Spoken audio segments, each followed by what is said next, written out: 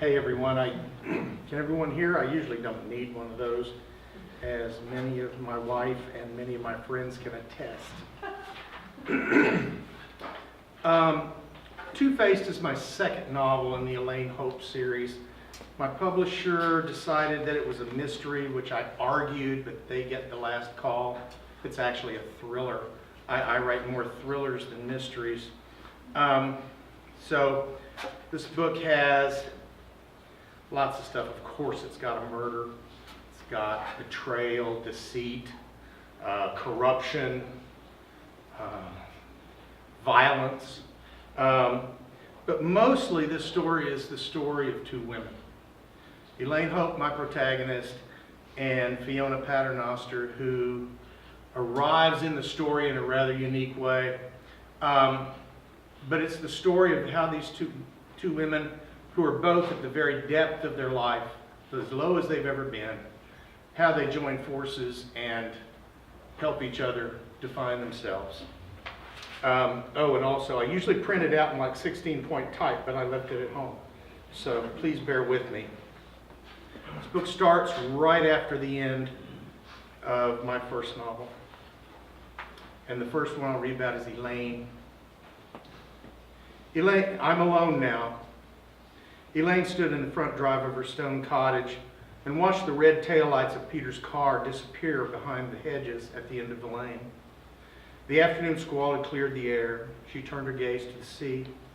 In the dusk, the steady mariner's beacon at Heartland Point flashed in syncopation with South Point light on the island of Lundy, both in counterpoint to the crash of surf on the rocks 200 feet below.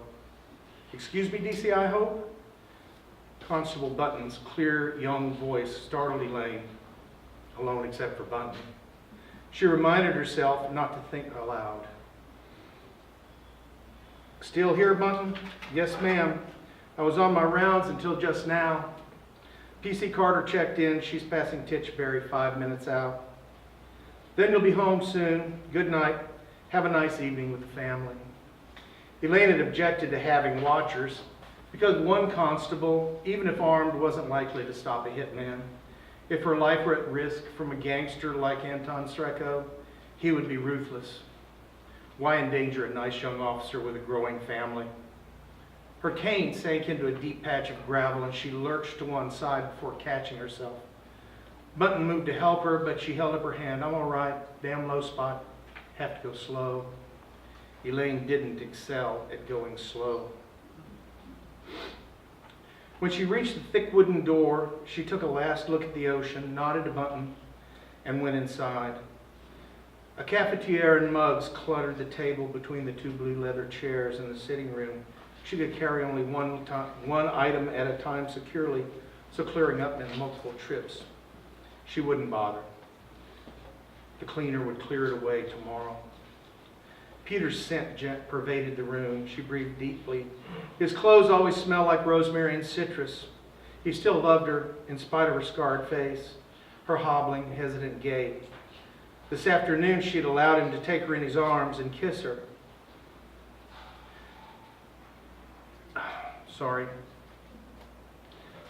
But when she finally pushed him away, she saw it had been only a few minutes. He was the first man she'd ever considered making a life with, and he's the only man she'd allowed to touch her since the rape, and she'd pushed him away.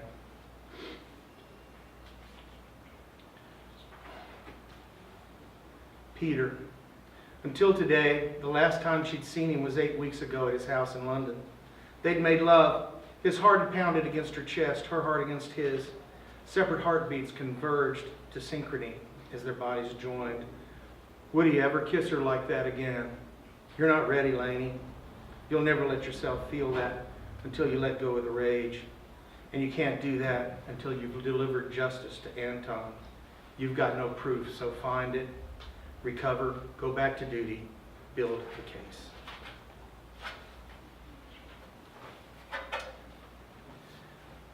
Fiona has had a really rotten experience.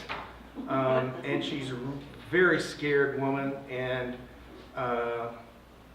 she went home to her fancy house in Mortlake on the Thames and got in bed and hasn't gotten out for 2 days. And her husband, Johnny, is trying to get her out of bed. I know, Johnny, I know. You were worried. You told me that last night. Sorry. I need another day in bed is all. I'm sorry, I'm having trouble reading this. The light is very dim. Siobhan runs the gallery far better than I do. Besides, she'd rather be there alone with that skinny, fawning toy she keeps, Oliver or whatever its name is this month. That's harsh. She was worried, and this isn't the flu. And you haven't peeked out of your bedroom once since I got back from Manchester, so I'm concerned too. It's not like you, Fee. Couldn't he leave her alone? He was so good at talking her into a corner, just like 30 years ago when that copper had caught her stone sleeping in her car with a half-smoked joint in the ashtray. This time Johnny was the cop, perfectly turned out in his uniform, immaculate hair, stubble-free face, and gleaming teeth implants. So what am I, Johnny? Tell me who you think your little Fee really is, and while you're at it, tell me who the hell you are now.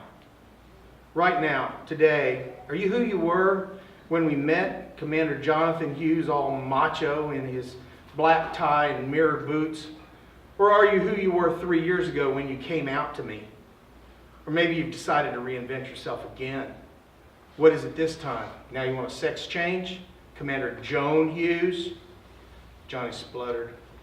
Lie there then. Wallow in it, whatever it is. He turned and stormed from the room. Fiona waited for the slam of the front door, but it didn't come.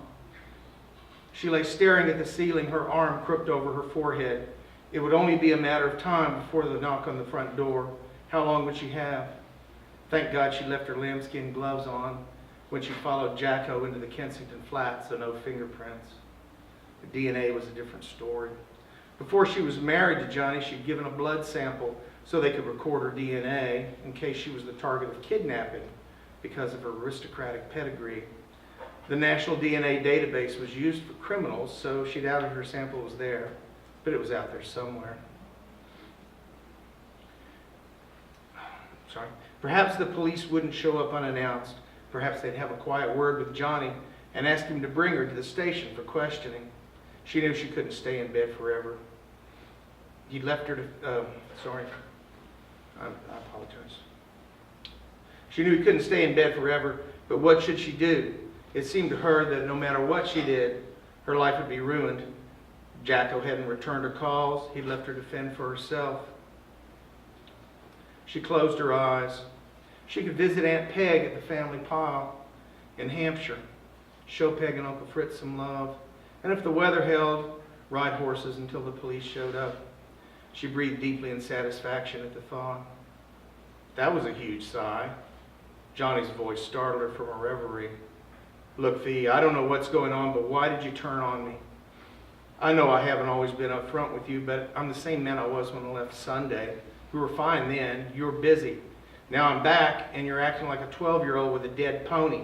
Why don't... His face relaxed into resignation.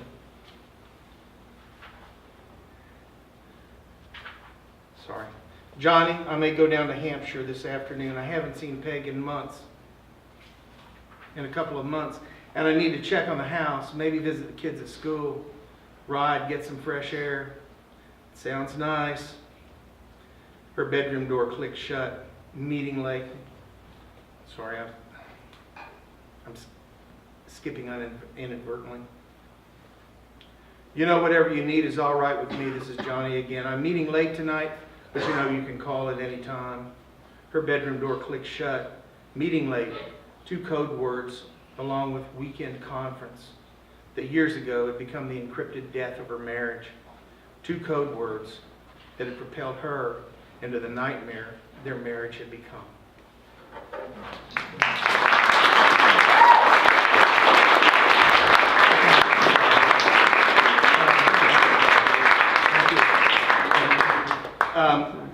Next will be Kathy Gresham. There she is over there. She's hiding.